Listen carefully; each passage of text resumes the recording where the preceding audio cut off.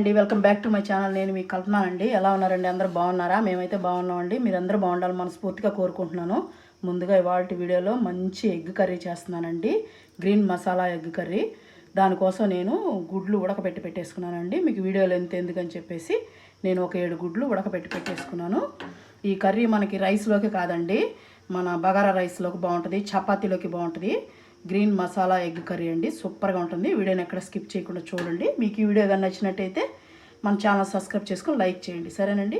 ఇప్పుడు నేను ఇవి ఉడకబెట్టి పెట్టేసుకున్నాను కదా, వీటికి కొంచెం ఘాట్లు పెట్టేసుకుంటానండి. ఇట్లా ఊరికనే అలా పైన మనకి, ఎందుకంటే మసాలాలు బాగా పోయేదానికండి దాంట్లోకి. ఇవి పెట్టేసుకొని నేను పక్కన పెట్టేసుకొని ఇంక ప్రాసెస్ ఏందో మీకు చూపిస్తాను, సరేనండి. స్టవ్ వెలిగించేసుకొని బాండ్లు అయితే పెట్టుకోవాలండి. 1 స్పూను ఆయిల్ అయితే వేద్దాం. ఎక్కువ అవసరం లేదండి, 1 స్పూన్ సరిపోతుంది. స్పూన్ ఆయిల్ వేసాం కదా, ఇప్పుడు మనం కారానికి తగినన్ని పచ్చిమిర్చి వేసుకుందామండి. చూడండి, నేనైతే వేస్తున్నాను, చూసారు కదా. మనకి ఇంకా మనం కారం ఏమండి, ఈ పచ్చిమిర్చి కారమే మనకి సరిపోతుంది.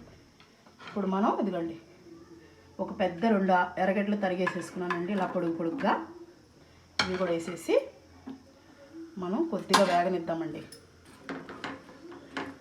ఇది తొందరగా కూడా అయిపోతుందండి, మనకి సింపుల్గా అయిపోతుంది. టేస్ట్ మాత్రం సూపర్గా ఉంటుందండి. చూడండి, ఇది కొద్దిగా 1 నిమిషం పాటు అలా వేయించుకుందాం.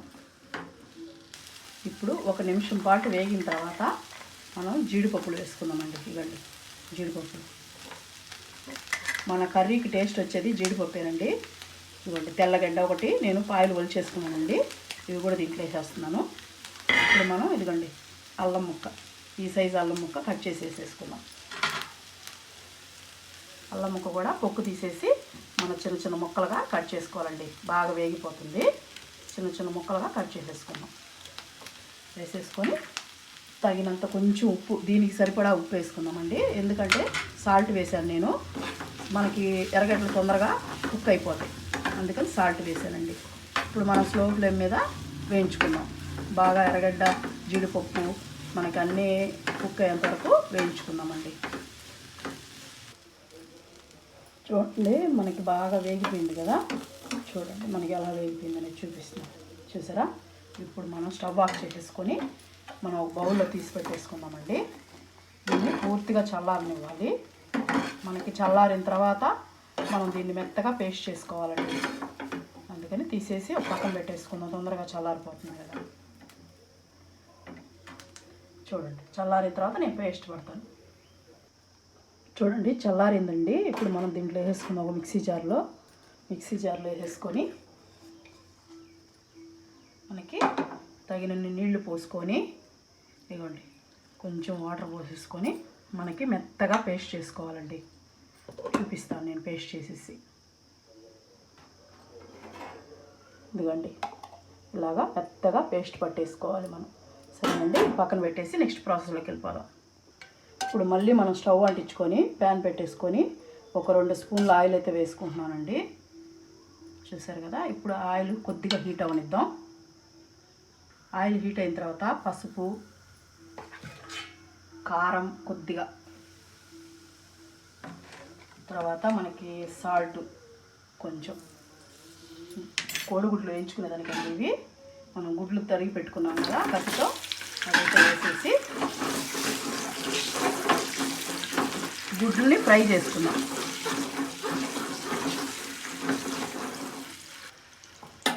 మనకి ఎగ్ ఫ్రై అయిపోయిందండి, తీసి పక్కన పెట్టేసుకుందాం. చూడండి ఇలా వేయాలి, చూసారు కదా. ఇలా పక్కన పెట్టేసుకుందాం.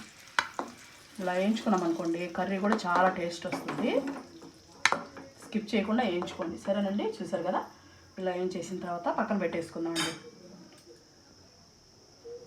నేను ఒక బిర్యానీ ఆకు, జీలకర్ర, ఈ జాపత్రి అన్నీ, జాజికాయ అన్నీ వేసుకున్నాను. జాజికాయ కదండి, ఇది మరాఠీ మొగ్గ. ఇవన్నీ కలిపి మనకి దగ్గర ఏముంటాయి వేసుకోండి. ఇదే ఆయిల్లో మనం ఎగ్ వేయించుకున్నాం కదా, అదే ఆయిల్లో వేసేసుకుందాం.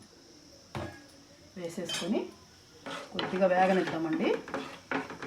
మనం ఎగ్ వేయించుకున్నాం కదా, ఆ ఆయిల్లోనే మనకి సరిపోతుంది. మీకు ఒకవేళ తక్కువ అనిపిస్తే 1 స్పూన్ వేసుకోండి, సరేనండి.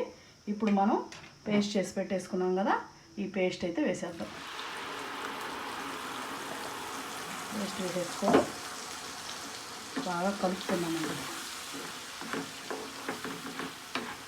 మనము దీన్ని వేయించుకున్నాం కదా, మనం ఎర్రగడ్డాన్ని జీడిపప్పు అన్ని, అందుకని మనకి పెద్ద టైం ఏం పట్టదండి. దగ్గరుండే వేయించేసేసుకోండి, తొందరగానే వేగిపోతుంది.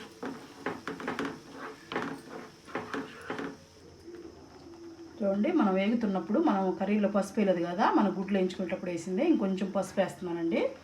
వేసేసి మన కర్రీకి సరిపడా సాల్ట్ కూడా వేసేసుకుందాం. వేసేసుకొని ఇప్పుడు ఒకసారి బాగా కలిపేసుకుందామండి.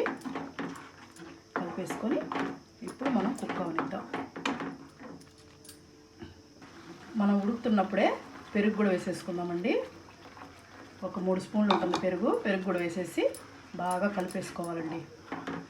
కలిపేసుకొని రెండు కలిసి బాగా కుక్ అయ్యి ఆయిల్ కొంచెం పైకి తేలేంత వరకు కుక్ చేసుకోవాలి. ఇప్పుడు మనకు ఆయిల్ పైకి తేలిందండి, చూసారు కదా. ఇప్పుడు మనం గుడ్లు వేసేసుకుందాం. మనం వేయించి పెట్టుకున్నాం కదా, ఆ గుడ్లు అయితే వేసేసుకుందామండి. వేసుకొని ఒకసారి బాగా కలిపేసుకుందాం.